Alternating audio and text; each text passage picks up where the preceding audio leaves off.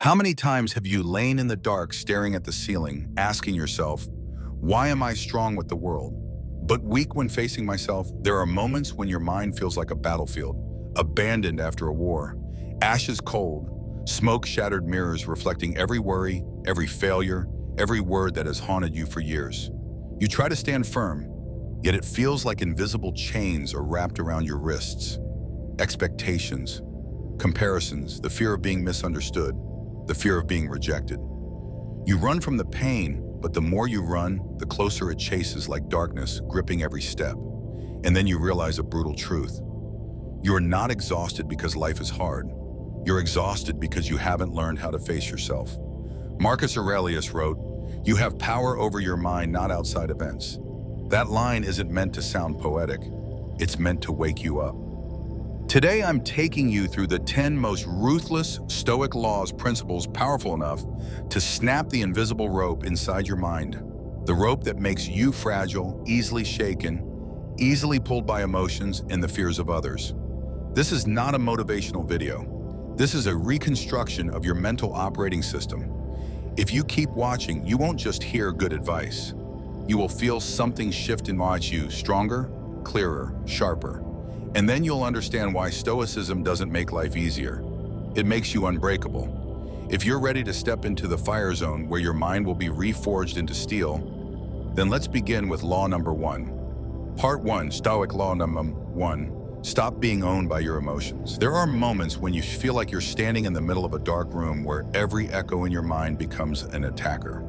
One careless comment, one unfriendly glance, one small action you can't quite understand. Just a light touch, and suddenly your entire mind erupts into a storm.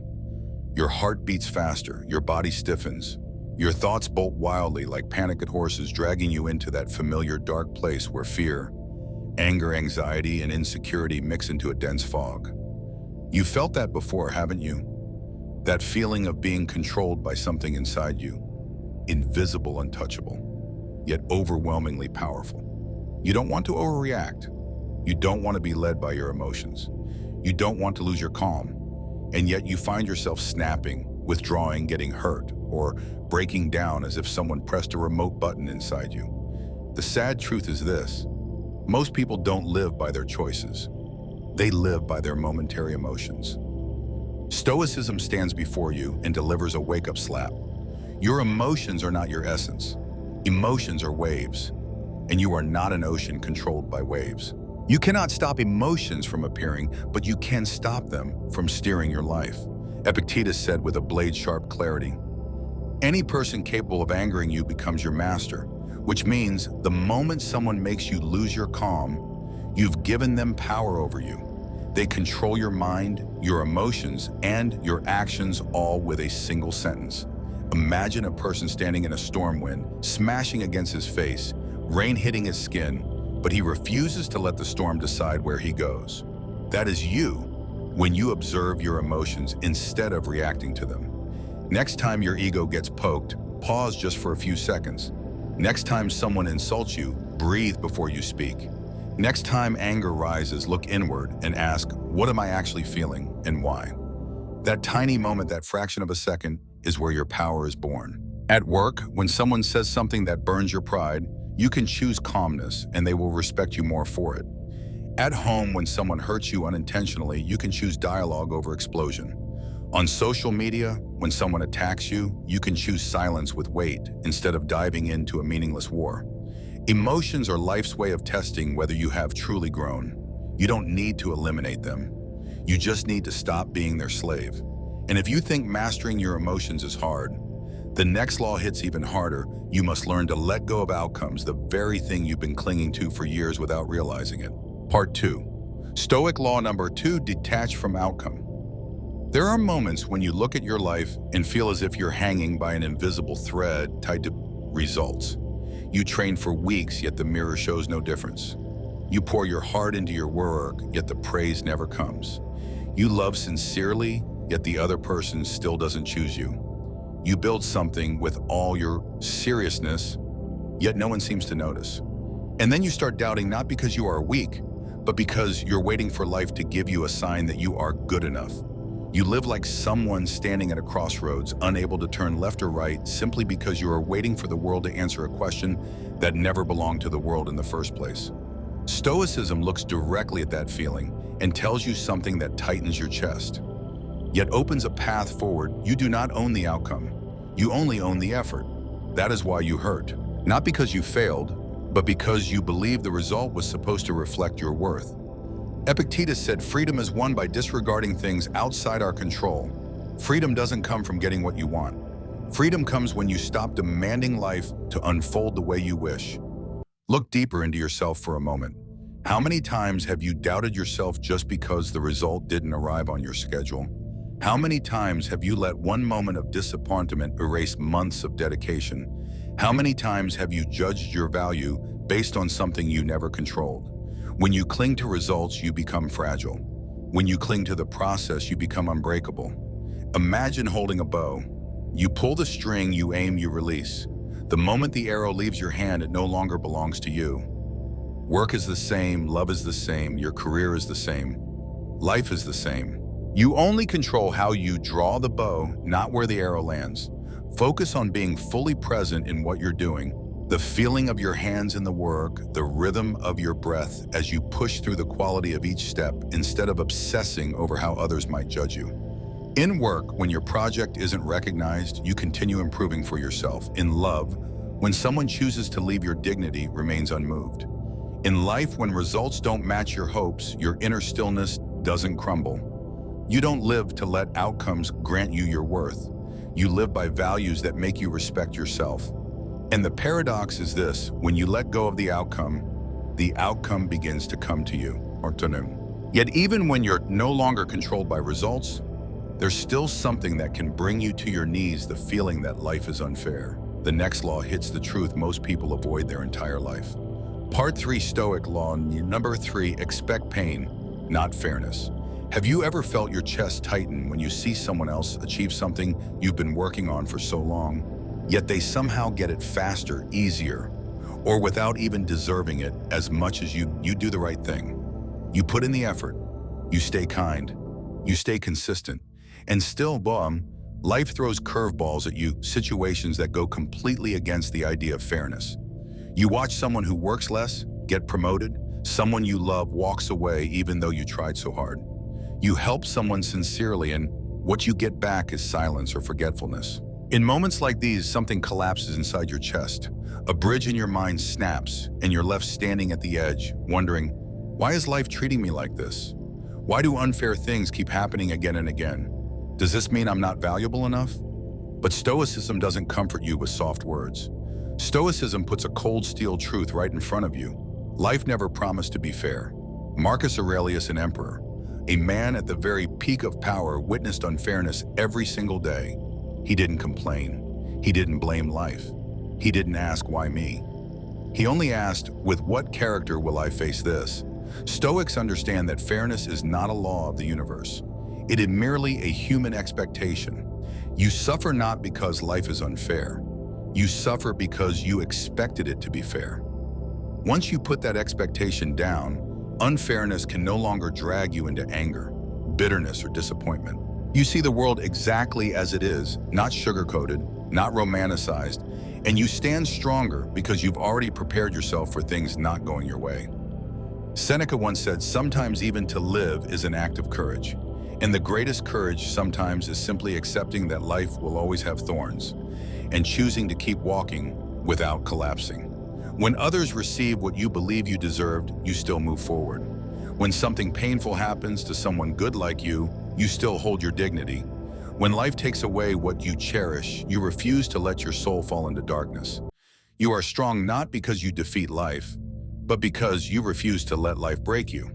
But if unfairness already hurts you, prepare yourself, because the next law will force you to let go of the most dangerous thing in the human mind, the need to control everything. Part 4, Stoic law number 4, focus only on what you can control. How many times have you felt exhausted, not because of work, but because of the things you cannot control? A baseless rumor, a cold attitude from someone you care about, a meeting you prepared thoroughly for yet still got misunderstood, a terrible weather day ruining the plans you carefully arranged. You watch everything slip out of your hands like rushing water. You try to hold on tighter, but the tighter you hold, the faster it escapes. And then you blame yourself, punish yourself, criticize yourself for things you never had control over in the first place. Your mind is constantly pulled toward a future that hasn't happened or crushed by a past you cannot change.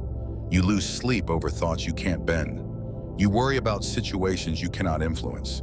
You panic over worst-case scenarios that exist only in your mind.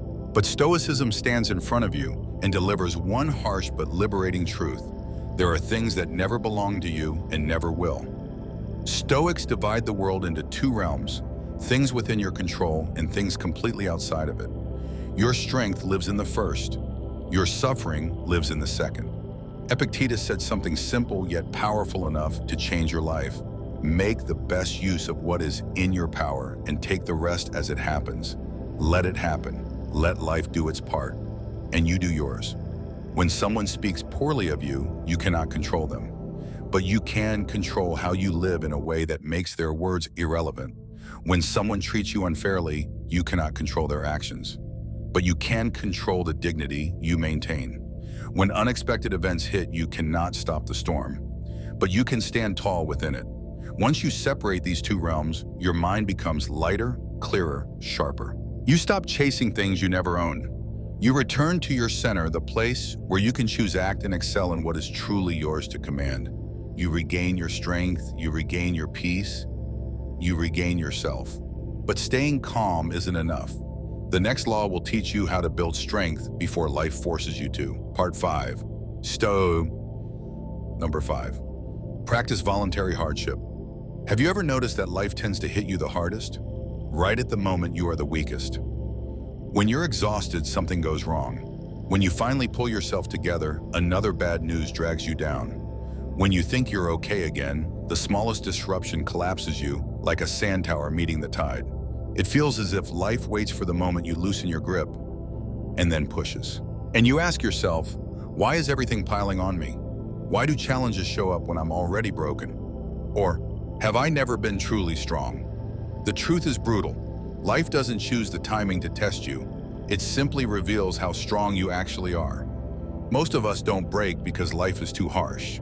We break because we never trained ourselves before life struck. Stoicism teaches a ruthless, spine-chilling principle. If you don't practice hardship voluntarily, hardship will practice itself on you. Seneca intentionally slept on hard floors, ate poor meals, walked in cold winds, not because he enjoyed discomfort, but because he wanted his inner world to remain unshaken when life truly took things away.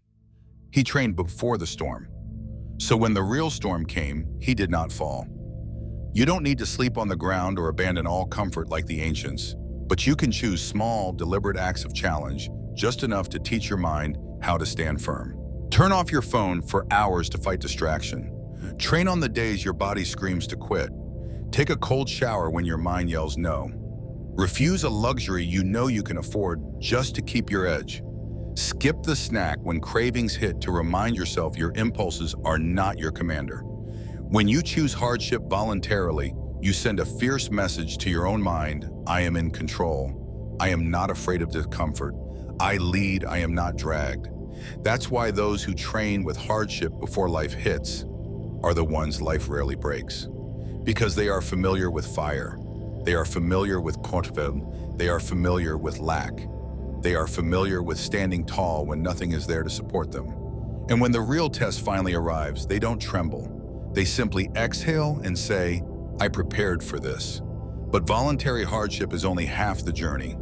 The next law cuts deeper into the root of most human suffering, your expectations. Part 6, Stoic law number 6, embrace discomfort like a training ground. There are days when you just want everything to be peaceful, light, predictable. But life loves doing the opposite. A sudden phone call, a message that sinks your heart, a change you didn't prepare for, a criticism that makes you feel not enough. Just one small moment. And the calm you work so hard to protect shatters like a lake hit by a stone. You hate discomfort. You hate uncertainty. You hate those little emotional stings that make you feel fragile, like a glass that could break from the slightest fall. But Stoicism tells you something that is not easy to hear. Discomfort doesn't come to break you. Discomfort comes to reveal you. Discomfort is not the enemy, it is a mirror. And in that mirror, you see exactly who you are when life turns off all the easy lights. Marcus Aurelius wrote, "The impediment to action advances action. What stands in the way becomes the way." You don't grow on the days when things go well. You grow on the days when your mind feels stretched, your chest feels tight, and you still move forward, even when your whole body wants to quit. Look back at yourself. Every version of you that became stronger was forged in moments when you had no choice but to face what you feared, what you avoided, what made you uncomfortable. It could be the conversation you didn't want to have, the decision you postponed for months, the action you knew you had to take but kept dodging, the physical challenge you thought you couldn't survive. Every discomfort is a training arena, a place where your nervous system is reforged inch by inch. While others run from discomfort, you stay. While others avoid pain, you breathe into it. While others fear change, you turn it into a stepping stone. Because you understand no discomfort, no strength, no pressure, no resilience, no friction, no character. Let discomfort become your silent mentor. You don't need to love it, you just need to stop running from it. Sit with it, feel it, let it temper you from the inside. One day you'll look back and realize, the very things that once made you tremble are now the things that made you unshakable. But even this is not the deepest strike. The next law forces you to confront the truth. People avoid their entire lives. Your time is slipping away faster than you think. Part 7, Stoic law number 7, remember death. Live with urgency.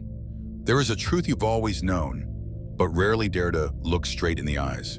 Your time is slipping away. Not softly like the ticking of a wall clock, but like sand sliding through your fingers, fast, silent, irreversible. There are mornings when you wake up without feeling alive, just existing, repeating the same emotionless days. There are nights when you stare at the ceiling and feel a quiet fear rising from deep inside. Am I wasting my life? Am I living the right way? Am I losing something I'll never get back? You tell yourself you'll start next week, you'll change next month, you'll chase your dreams when things get better. But year after year, you are still standing in the exact same place like a soldier afraid to leave the barracks, even though the battlefield is waiting outside. Stoicism touches the deepest human fear with one single phrase, memento mori.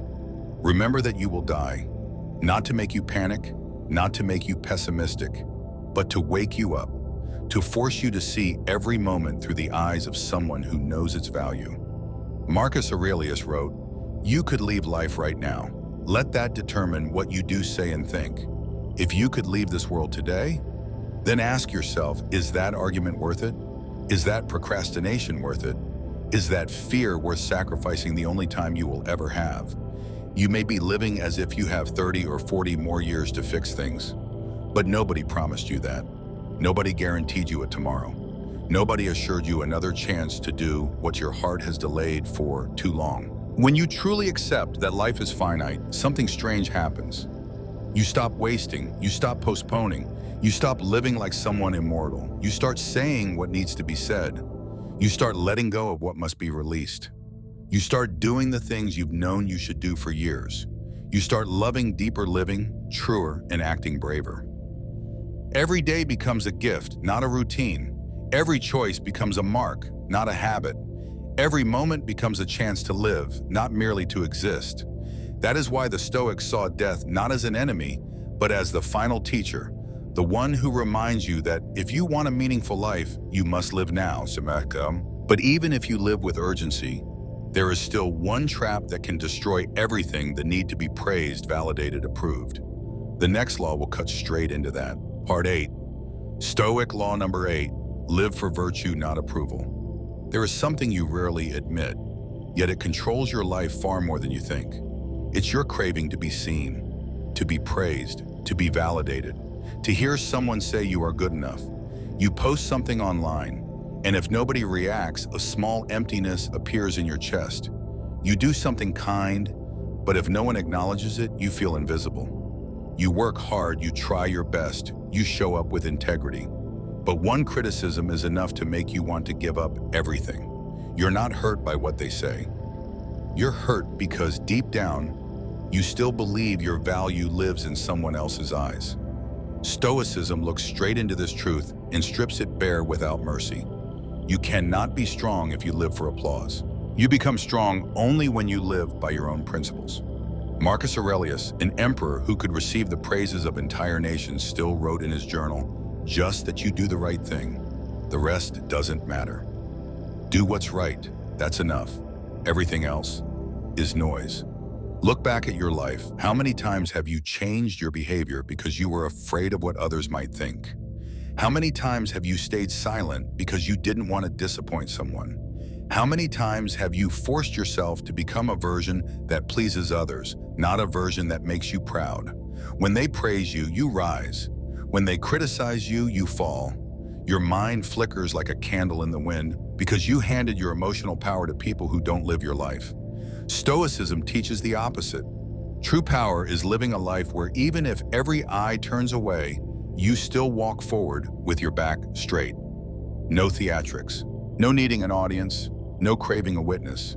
You do the right thing not because someone will clap for you, but because you will have to face the person in the mirror every night. When you stand for what is right, even when no one supports you, you build character. When you keep your promises, even when no one checks you, build discipline. When you refuse what's wrong, even when it brings benefits, you build your soul. This is how a human being becomes someone who cannot be bought, cannot be manipulated, cannot be shaken. Because their worth doesn't live in someone else's hands, it is rooted deeply within themselves. But there is something even stronger than praise or criticism. Something that silently dictates the entire direction of your life. The next law will show you why your attention is either your fortress or your prison. Part 9, Stoic law 9. Guard your attention like a fortress. There is something you lose every single day without even realizing it. It's not money. It's not opportunities. It's not even your health. It's your attention. You don't notice it slipping away because it doesn't vanish in one dramatic moment. It leaks drop by drop like water falling on stone quietly, yet powerful enough to carve a deep hole in your life before you ever see it coming. Every time you open your phone to just check for a second, every time you scroll through news that has nothing to do with your life, every time you drown in someone else's world instead of living your own, you are giving away pieces of your mind to the world. You think you are relaxing, but in truth, you are tearing your soul into fragments and handing them out to anything that demands your attention. Stoicism understood this long ago. You become what your attention feeds on. If your mind is glued to drama, you will become someone who lives in chaos. If your attention is locked onto fear, fear will consume you. If your attention drifts into meaninglessness, your life will drift with it. Marcus Aurelius reminded himself every day, your mind will take the shape of what you frequently hold in thought. Your mind becomes the shape of what you look at, read, absorb, and immerse yourself in. You want to be strong, but you feed your mind garbage. You want focus, but you live like someone ready to be interrupted by a random notification. You want peace, yet you dive into endless noise. You cannot build a mental fortress out of sand. Stoicism demands something simple, yet brutally difficult. Protect your attention as if you are protecting your soul. Turn off your phone before you begin meaningful work, not for discipline, but out of respect for your future. Spend your mornings feeding your mind with things that sharpen it, not numb it. Be ruthless about what you read, what you watch, what you allow into your inner world. And above all, stop living according to the world's rhythm and start making the world respond to yours. Because once you control where your attention goes, you control where your life goes. Strength, discipline, calmness, focus, they all begin here. But even if you guard your attention like a fortress, there is still one final force that determines everything: the way you speak, the way you stay silent, and the weight behind every word you release. The final law will take you to the highest level of mastery. Part 10, Stoic law. Number 10, say less, mean more. There are moments when you feel the need to explain yourself endlessly, to clarify, to justify, to make sure no one misunderstands you, to avoid being seen as weak, wrong, or lesser. But the more you speak, the smaller you feel, as if every sentence strips away a bit of your weight, as if every explanation pulls you further from the strength that is already inside you. You've been there, haven't you? Someone misunderstands you and you explain so much that you no longer know what you're saying. A meaningless argument and you talk more than you ever do just to win. A tense moment and you speak too quickly, too defensively, simply because silence scares you. But here is what you don't realize. Every time you speak more than necessary, you give away your power. To the Stoics, silence is not emptiness. Silence is a weapon. Silence makes others think. Silence creates boundaries. Silence is the space where your calm becomes your authority. Epictetus said with a cold, steady clarity, "Only speak when it improves upon the silence." The strong do not speak to prove themselves. They speak when needed and remain silent when silence weighs more than words. You owe no explanation to someone who doesn't want to understand. You owe no defense to someone committed to misjudging you. You owe no argument to someone who cares more about winning than truth. One well-placed sentence has more power than 1,000 frantic explanations. Think about the people you naturally respect. They don't talk much. They observe first.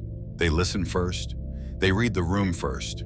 And when they finally speak, the entire atmosphere shifts. You can be that person, the one whose silence carries presence and whose words carry gravity. Next time you feel the urge to explain yourself endlessly, pause. Next time you want to argue until exhaustion, step back. Next time you want to speak just to soothe your own anxiety, ask, will this make me stronger or weaker? You'll be surprised how often silence protects you and how a few precise words spoken at the right moment can change everything. Say less. Let your silence speak first. Let your words carry weight, not noise. And once you can master your words, your silence, your attention, your discipline, and your tolerance for hardship, you are ready for the final transformation, the state where nothing outside of you can shake who you are. The Stoic you are becoming after walking through each law, each layer, each part of your inner world that was worn down and rebuilt. Have you noticed something? Everything you've been searching for, strength, calm, clarity, resilience, none of it exists out there in the external world. It lives in your choices, in how you respond to your emotions, in how you detach from outcomes, in how you face injustice without collapsing, in how you guard your attention like a fortress, in how you stay silent when needed, speaking less, but with words that land like steel. The Stoic path does not turn you into someone emotionless. It turns you into someone unbreakable. A warrior who stands steady in the storm with eyes still bright. A torch that keeps burning through the darkest night. A river that carves through stone, not because it is forceful, but because it never stops flowing. That is you, the version of you that is emerging. Someone who does not wait for life to get easier. Someone who does not beg the world to be gentle. Someone who forges their mind into something no one can buy, no one can weaken, no one can break. You don't need to be perfect. You just need to continue. Continue choosing courage over fear. Continue choosing virtue over applause. Continue choosing action over vague hope. This journey does not end with this video. It begins right here with the decision you make in this very moment. If one of these laws struck something deep within you, leave a comment. Speak it out loud so your mind will remember it. And if you want to continue building a mind that cannot be shaken, subscribe to Easy Stoic. Not so I can gain another number, but so you can have a place that reminds you every day. You were not born to be fragile. You were born to become unbreakable. See you in the next video. Keep your mind steady, keep your heart clear, and never forget, every day you stay consistent, you are becoming the strongest version of yourself.